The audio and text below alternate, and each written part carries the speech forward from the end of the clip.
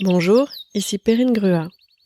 Bienvenue dans Canary Call, le podcast dédié aux gens qui font la transition écologique et solidaire des entreprises.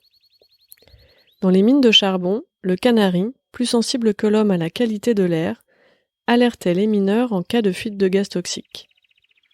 Lorsque le canari s'agitait dans sa cage, cela signifiait que les hommes devaient sortir de la mine en urgence. De nos jours, les canaris sont observés par les chercheurs en tant qu'indicateur environnemental. Ce petit oiseau a la faculté de détecter des dangers environnementaux proches, l'amenant à fuir son habitat naturel. Il permet aux scientifiques d'anticiper de potentielles catastrophes. J'ai donc décidé d'aller à la rencontre des pionnières et des pionniers de la transition écologique et solidaire. Cela fait une vingtaine d'années que j'ai la chance d'accompagner les talents de l'innovation, du digital et de l'entrepreneuriat via le recrutement, la formation et le coaching. Je suis persuadée que le déclic viendra de ces passionnés, curieux et pédagogues, avides d'impact, et qui sauront convaincre plus que contraindre, jouer collectif plus que briller, apprendre en faisant aujourd'hui plutôt que d'attendre un plan parfait demain. À travers ces entretiens, vous allez faire la connaissance de ces femmes et de ces hommes qui font bouger les lignes au service d'une économie durable et inclusive. En ce mois d'août, à l'heure où il fait bon de ralentir, de partir en vacances et de prendre soin de soi, j'avais envie de vous partager l'initiative d'Émilie Brossier. Avec son associé, Johan Desjardins, elle a récemment lancé Paulette pour nous proposer des produits cosmétiques sains et naturels. Effectivement, j'ai fait l'exercice cet été de chercher une crème solaire bien notée sur l'application Yuka. Il faut vraiment avoir le temps de scanner toute la pharmacie. Et ensuite, il faudrait aussi vérifier le packaging et les conditions de livraison, etc. Émilie met son expérience confirmée dans la grande distribution, l'innovation et le digital pour nous permettre de prendre soin de nous et de la planète en même temps. Même si elle a entièrement conscience qu'il est impossible d'éradiquer complètement toute incohérence, elle pose sa pierre à l'édifice de manière engagée, professionnelle et inclusive. Vous allez découvrir comment elle anime tout un écosystème de passionnés au service de l'innovation responsable et de notre bien-être.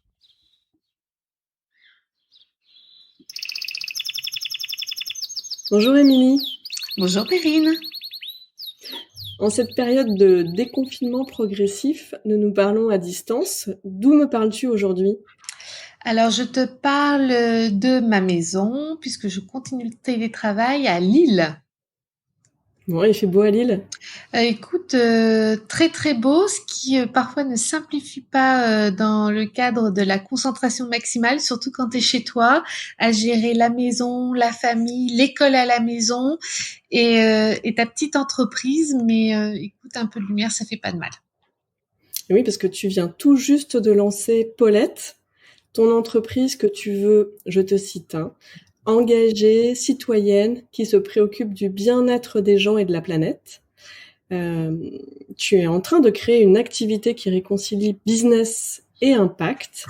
Et moi, je serais très curieuse de comprendre quand et comment surtout tu as eu ce déclic. Alors, ça faisait longtemps que j'avais envie de créer ma boîte. Je travaillais dans la grande distribution et j'avais au fond de moi l'envie de créer mon propre projet pour aussi apporter mes valeurs dans le projet que je voulais monter.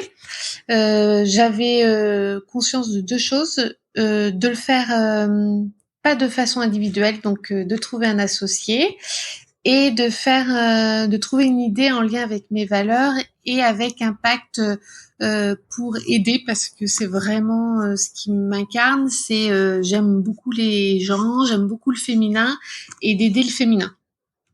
Et voilà, en parallèle, j'écoutais énormément de podcasts pour aussi construire mes convictions, apprendre sur l'entrepreneuriat. Et un jour de mois de novembre, il faisait très froid, mes enfants avaient les lèvres gercées, j'étais très fatiguée, j'ai fait les courses à genre 19h30 avec un frigo vide, avec un sentiment d'être une mauvaise mère et d'assurer à zéro niveau, être à niveau zéro sur tout. Et j'achète mon stick Labello, je rentre le soir chez moi, je vide les courses et ma fille voit le stick Labello un petit peu glossy pour qu'elle ait un peu les lèvres un petit peu rosées et elle sort mon téléphone et elle le scanne. Et je rigole en disant mais c'est bon, c'est Labello, enfin il y a pas de, il y a zéro risque. Et là, elle me montre et un point rouge qui signifie mauvais sur cette application Yuka qui analyse clairement la composition des aliments et des cosmétiques.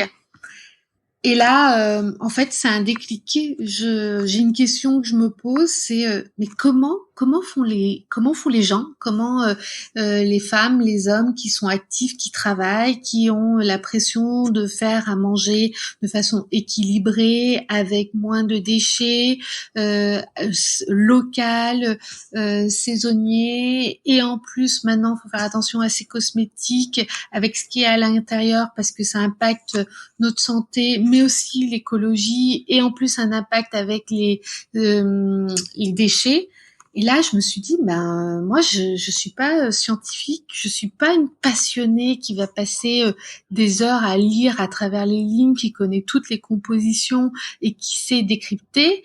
Et et puis je me suis dit, mais ça devient absurde de faire ces courses parce qu'on passe son temps à lire les étiquettes. Et ça m'est resté en tête. Ça a été vraiment on peut dire une révélation, un flash. J'ai passé la nuit dessus et j'ai fait 2 choses. J'en ai déjà parlé à mon collègue qui s'appelle Johan Desjardins, avec qui je travaillais depuis 9 ans. Et j'ai fait des recherches en disant, bah voilà, qu'est-ce qu'on propose pour prendre soin de soi et de ses proches. Parce que je crois que l'univers du bien-être, de la beauté, on se l'offre pour soi, mais aussi pour ses enfants, pour ses proches. Parfois, on achète pour son homme, et aussi les hommes achètent pour eux. Et j'ai vu assez peu de choses. Alors il y avait en termes d'engagés, souvent il y a un côté un peu militant et un petit peu désincarné avec un produit, un prix, et où finalement il n'y a pas, on valorise pas forcément les marques, on sait pas qu'est-ce qu'il y a derrière, c'est pas des marques qu'on connaît. Et ça a mûri, on en a beaucoup parlé avec Johan. Et c'était le début de la petite flamme Paulette qui commençait. Tu t'es finalement très rapidement mis à l'action suite à ce déclic, parce que tu étais directement dans les recherches, dans investiguer ce sujet. Qu'est-ce qui t'a poussé à agir comme ça si rapidement? Alors, il y avait c'est un peu le résultat d'une longue gestation. Ça faisait 2 ans que je me formais. J'avais suivi des formations en ligne avec l'application Coursera, que je recommande énormément aux hommes et aux femmes qui ont envie d'apprendre et d'avoir accès à un enseignement exceptionnel. Il y a des cours d'HEC, de l'ESSEC, de Polytechnique, d'Harvard, qui sont gratuitement accessibles, et aussi contre un abonnement où quand on paie, on a une certification. Donc des fois, par exemple, j'ai passé un diplôme, une certification Polytechnique sur l'innovation dans la technologie. Et non, l'entrepreneuriat dans l'innovation, excuse-moi, dans l'entrepreneuriat dans l'innovation. Et j'ai eu un certificat, et la formation que j'ai suivie pendant 5 semaines m'a coûté 50 €. Et j'ai eu accès à des cours passionnants avec un suivi et la possibilité d'échanger avec les professeurs. Et donc il y avait ça, donc j'en ai suivi plusieurs pendant 2 ans avec les podcasts, et je savais finalement tout ce que je devais réunir pour me lancer. Et finalement, Il y avait, on a discuté avec Johan et lui, il avait aussi cette envie d'entreprendre.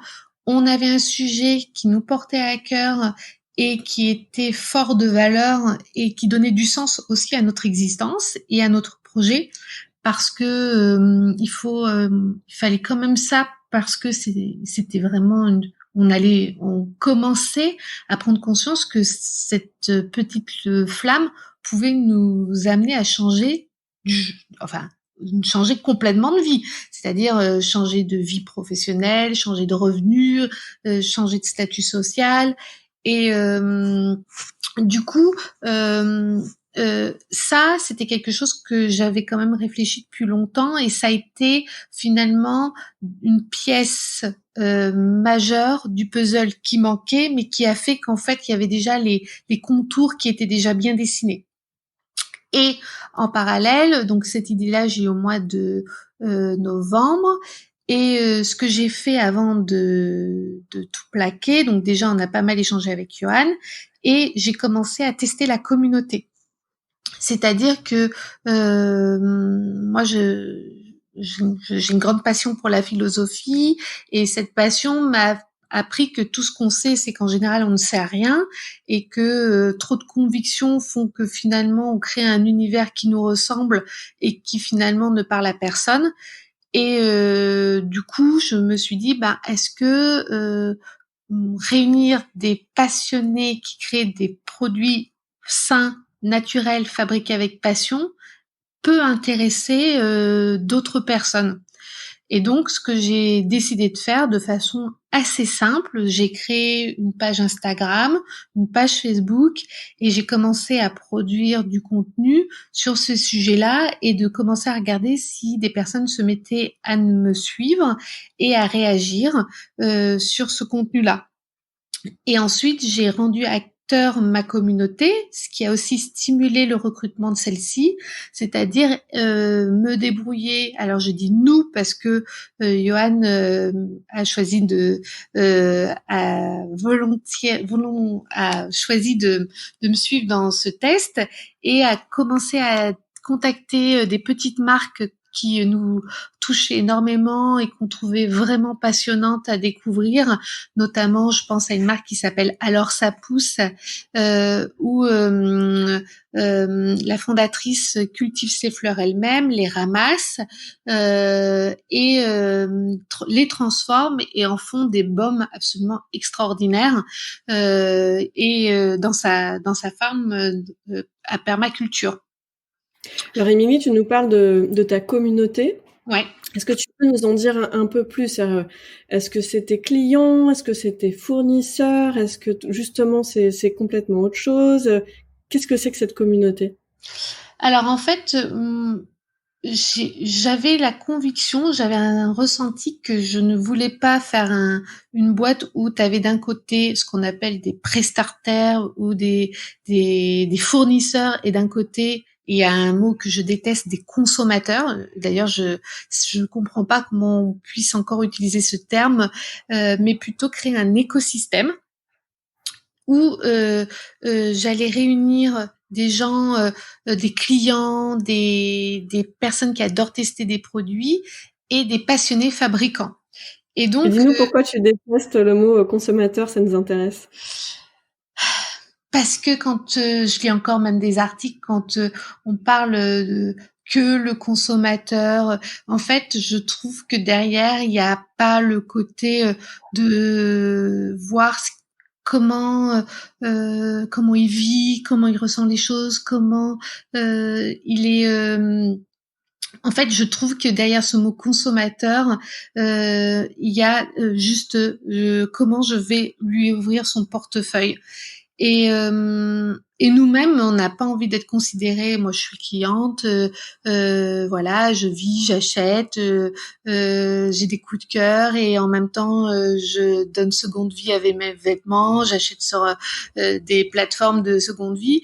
Et alors, on utilise un peu le terme consommateur, mais il y a le côté, je consomme, j'achète, je détruis, il y a à côté de production. Et je trouve que avec tout ce qui se passe, les clients, les personnes ne voient plus du tout les choses comme ça. Et je pense que, et d'ailleurs la distribution voit encore trop ses clients. D'ailleurs, ils n'utilisent pas clients, c'est les gens qui leur font confiance quand quelqu'un achète chez toi, c'est-à-dire passe rendre dans ta boutique ou va sur ton site internet, passe 10 minutes, un quart d'heure, 20 minutes et au final est prêt à donner une partie de son salaire pour acheter des produits auxquels il te donne confiance.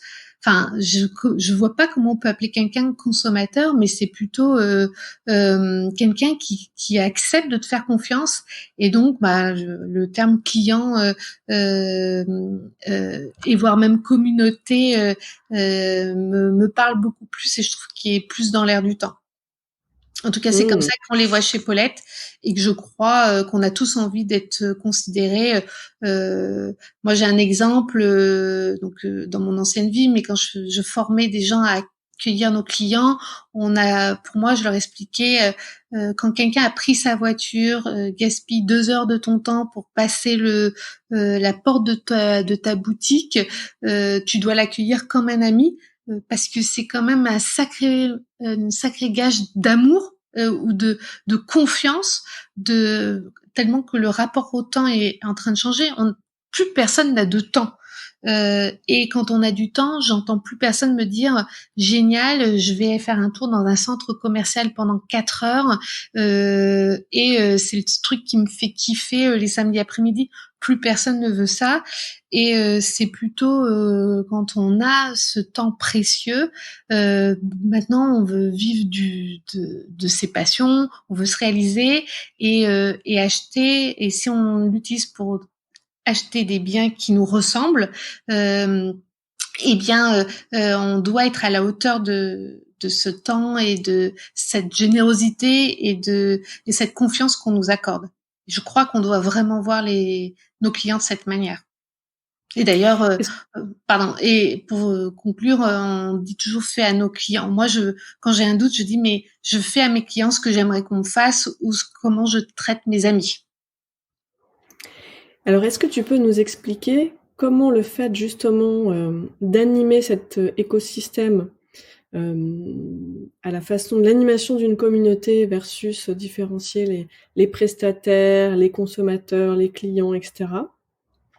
En quoi cette façon de faire a un effet par rapport au bien-être des personnes et de la planète? En fait, l'écosystème Paulette se mélange. En fait, tu as donc nous on a 4 mois, on entame notre 5e mois dans ma communauté. J'ai mes partenaires qui me suivent, qui vont interagir à nos posts. J'ai mes ambassadrices qui testent nos produits, qui sont aussi des fois nos clients, et nos clients qui rentrent, qui sont d'abord clients et qui après deviennent des ambassadeurs. Tout ça crée une forme de famille. Et là aussi, parce qu'on utilise beaucoup le terme communauté, mais là encore, je trouve que c'est un terme un petit peu qui est désincarné. Et je trouve que la notion de famille ou de passionnés qui se réunissent crée des discussions, des échanges où on n'a pas, nous, toutes les réponses, Paulette. Et en fait, le fait que chacun se réponde et que ou nous, on sache dire que parfois on ne sait pas, fait que on devient ultra transparent. Et en fait, on montre les coulisses, nos partenaires montrent leurs coulisses, comment ils fabriquent leurs produits, nos clients nous font part de leurs inquiétudes, de leurs préoccupations ou qu'est-ce qu'ils attendent de nous pour qu'on leur déniche des produits qu'on ne trouve pas partout et qui les rassurent. Et en fait, tout simplement, d'ouvrir ces coulisses font que tu as une création d'informations qui va beaucoup plus vite que si nous on était descendants. Et donc moi j'apprends énormément de mes partenaires et de mes clients. J'avoue que sans eux, on aurait été beaucoup moins vite.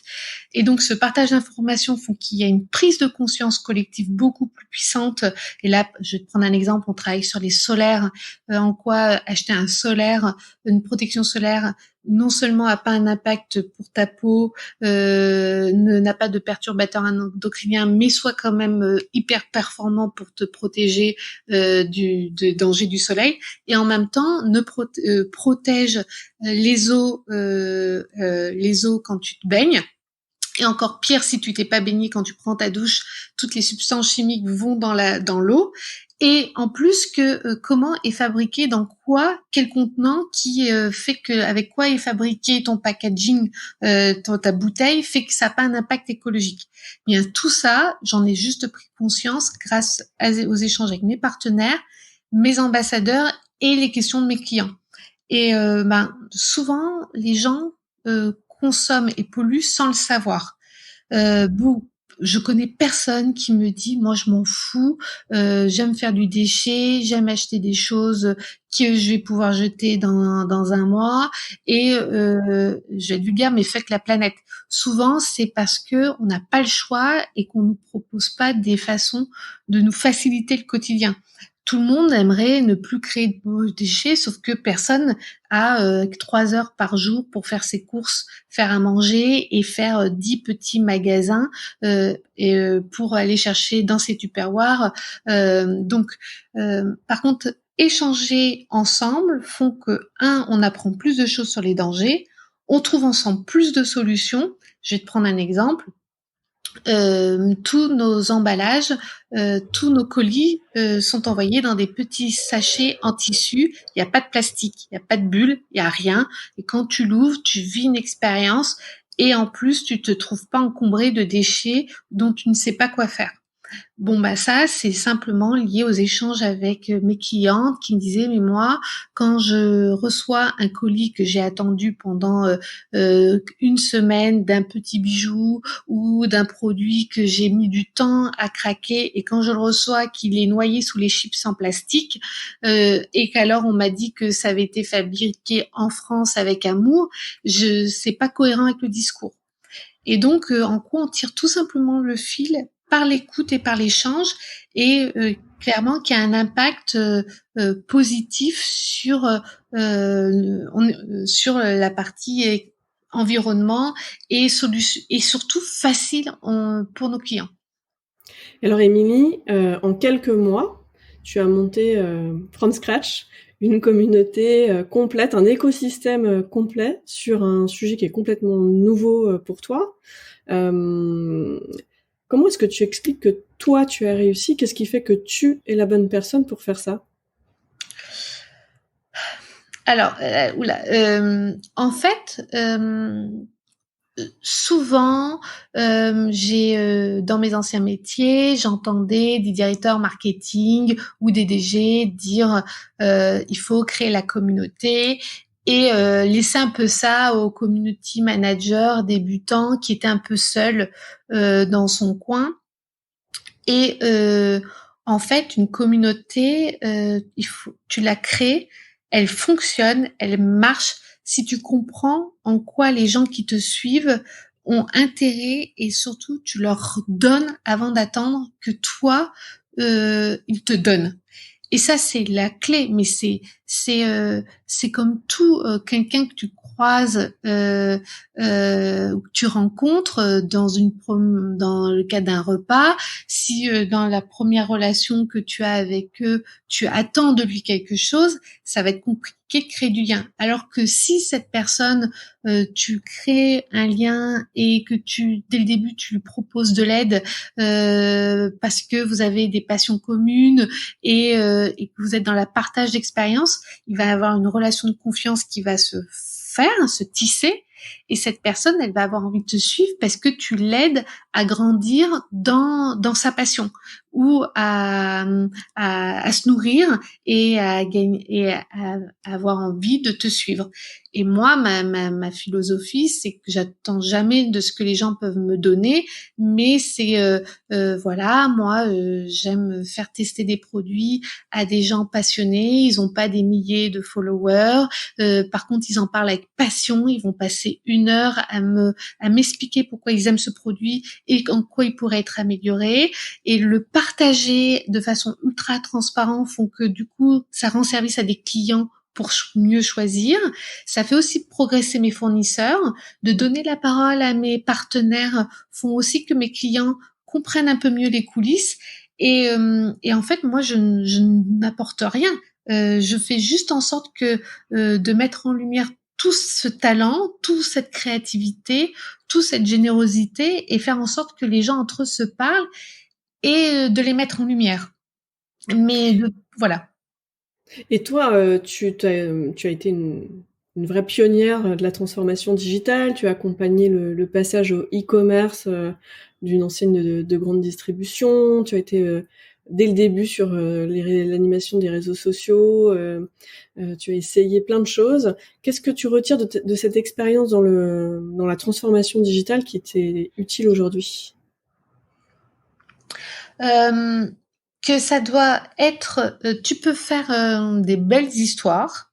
Alors des belles histoires de ce que tu incarnes, de ce que tu veux transmettre à tes clients, mais que n'oublie pas que ton client, il faut être hyper transparent, il faut être honnête, il faut pas faire des promesses si tu ne les tiens pas, et que ça doit être facile, rapide et aussi dans un prix qui lui est acceptable. C'est-à-dire que le digital aujourd'hui n'est qu'un moyen pour rendre service. Et quand j'ai mis en place une plateforme, un e-commerce international, si tu complexifies trop, le client tu le perds. Et ça c'est très important, c'est-à-dire que pas de fausses promesses et surtout techniquement et digitalement clic facile, accès à l'information, pouvoir voir si les clients d'autres ont testé le produit, rassurance, une facilité d'accéder à ton panier, une rapidité de livraison et une expérience, une boucle bouclée. Et si jamais il y a un moindre grain de sable dans ce que je viens, dans ce chemin, comment je trouve facilement le produit, comment je peux me l'approprier facilement et comment je reçois rapidement mon produit et que je vis une expérience, eh bien, tout simplement, tu ne fais pas ce chemin vertueux, c'est-à-dire, je recrute un client, je le fidélise et il devient quelqu'un qui a envie de parler de moi et à ses meilleurs amis et qui fait que du coup, Paulette peut se développer. Et donc, finalement, il faut que ce soit facile, rapide, que tout soit simple pour le client. Or, on sait bien que aucun projet d'innovation n'est vraiment simple, que de passer toute une activité au e-commerce, d'entreprendre, c'est long, c'est fastidieux, c'est précis, ça demande beaucoup d'énergie. Comment est-ce que tu tiens sur la longueur? Comment est-ce que tu te ressources? Alors déjà, la rencontre de l'écoute de d'autres personnes qui innovent et qui créent font que moi, je m'enrichis beaucoup des autres.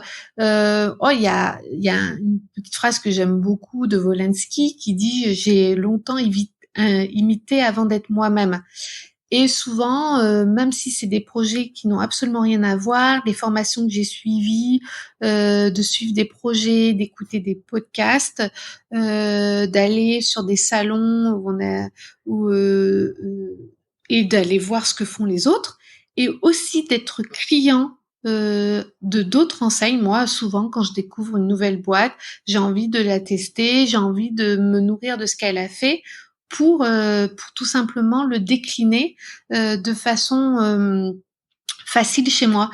Je pars souvent du principe que les très bons ont déjà souvent passer des heures à réfléchir à un sujet et j'essaye de ne pas me réinventer en permanence parce que c'est extrêmement chronophage et tu peux malgré tout innover en t'inspirant des bonnes pratiques des autres. Et en fait, souvent, ton innovation, c'est la réunion de plein de bonnes pratiques mises. En fait, c'est un peu comme une recette. On a un peu toutes nos recettes un peu qui nous est propre, mais qui est la réunion de plusieurs restos qu'on a fait, de la recette de grand-mère et de l'expérience qui fait que on devient singulier malgré s'être inspiré des autres. Et moi, j'ai beaucoup cultivé mes projets innovants et puis donc de cette manière et l'écoute client. Notamment, il y a quelque chose que je fais encore avec Paulette, c'est que je vais chez mes clients et je regarde comment ils vivent, comment ils font rentrer le zéro déchet chez eux, comment ils sont. Là, j'ai fait la visite de la salle de bain d'une de mes clientes qui m'expliquait, j'adore mon maquillage que j'achète d'une grande marque et en même temps je passe au shampoing solide et elle me disait en fait moi je rêve d'une belle marque de maquillage naturelle et saine mais aujourd'hui c'est un peu la punition et je sais en repartant que c'est quelque chose que je dois dénicher pour elle la dualité et en même temps qu'elle achète tout avec son téléphone mais qu'elle a plus d'appli et qu'elle est fan de Pinterest et que c'est hyper inspirant pour elle dans sa déco et dans sa beauté. Voilà, et que du coup, nous, on est sur Pinterest et que c'est une bonne source de trafic pour nous. Et voilà, et finalement, t'inventes rien, t'écoutes. Mmh. Et est-ce que tu aurais en tête une démarche, un projet auquel tu tenais et qui n'a pas fonctionné? Et pour quelle raison? Alors, qui n'a pas fonctionné. Oui, tout à fait. Et d'ailleurs, j'en ai appris énormément de choses. J'ai travaillé chez La Redoute il y a un certain nombre d'années et j'avais été recrutée pour notamment piloter une plateforme qui s'appelait Parlez-moi de mode où tu devais réunir des gens passionnés de mode, un peu une plateforme de blog pour que les personnes créent leur blog sur la plateforme La Redoute. Mmh. Ça a coûté, vous imaginez même pas les milliers d'euros de com interne, de com pour finalement que franchement, je crois que s'il y avait même pas 20 personnes qui avaient fait leur blog, ça a été un bel échec. Et pourquoi? Parce que tout le monde s'en foutait. Et tout le monde s'en foutait en interne. C'est-à-dire que c'était un petit peu le pas le fantasme, mais la vision d'un dirigeant c'est assez drôle quand même, qui avait totalement vu juste que effectivement les passionnés avaient beaucoup à dire et avaient besoin d'outils pour parler. Donc je te parle de quelque chose qui avait plus de 10 ans. Et il n'y avait pas Instagram, il n'y avait pas encore Facebook, 12 ans. Et donc l'idée était bonne, mais on n'a pas su donner envie déjà en interne. Si tes utilisateurs en interne ne sont pas clients de ton outil, n'attends pas que des clients que tu connais pas vont devenir utilisateurs. Et ça, c'est une règle. Si tes collaborateurs, ton équipe est déjà pas cliente de ce que tu fais, demande-toi comment, ou tes amis, si tes amis sont pas clients de ton projet, comment tu veux convaincre quelqu'un qui te connaît pas? Et cet échec-là, et c'est là après que moi j'ai fait une plateforme dans une boîte qui s'appelle Zodio de communauté où là on a plus de 50 000 contenus, 10 000 comptes actifs, mais parce que tous les collaborateurs sont formés, acteurs et on est à l'écoute de leurs demandes de l'outil. Et quand tu es tout seul, tu peux avoir une très bonne idée, mais si elle t'appartient qu'à toi et que tes équipes se l'approprient pas, il y a quand même peu de chances que ça prenne. Donc finalement, les apprentissages fonctionnent d'une innovation à l'autre et te te permettent d'aboutir en Oui, tirant les leçons des succès et des échecs précédents. bah, il y a un livre, franchement, que je conseille qui s'appelle Les Vertus de l'échec, de Charles Pépin, qui est un philosophe contemporain. C'est un tout petit bouquin, très facile à lire. Moi, il a complètement changé ma façon d'ailleurs, il a contribué à créer ma boîte, c'est-à-dire tu ne peux pas penser que tu vas innover en pensant que tu vas pas te planter. C'est la règle. Pour innover, il faut se planter et avoir l'énergie de recommencer. On n'aurait pas appris à marcher si on n'était pas tombé. Et dans la vie, c'est le propre de la vie. Si tu veux avancer, faut prendre le risque de monter une petite montagne, que la première sera toujours difficile pour pouvoir monter la deuxième et pour avoir un jour le plaisir de regarder le sommet. On peut pas aimer l'innovation si on ne supporte pas d'échouer. Là maintenant, tu as besoin de quoi pour continuer, voire pour accélérer? Que mes clients, de quoi j'ai besoin de plus de clients, c'est-à-dire que j'ai validé la première préoccupation qu'on avait avec Johan, c'est est-ce que les clients qu'on a, nos amis et les clients qu'on ne connaît pas reviennent. Parce que au début c'était proche et après tu commences à avoir des gens qui ne te connaissent pas. Et donc ils testent Paulette, ils testent tes produits. Et est-ce qu'ils ont envie de te recommander auprès de leurs proches et de recommander et de devenir fidèle. Et ça, on a validé.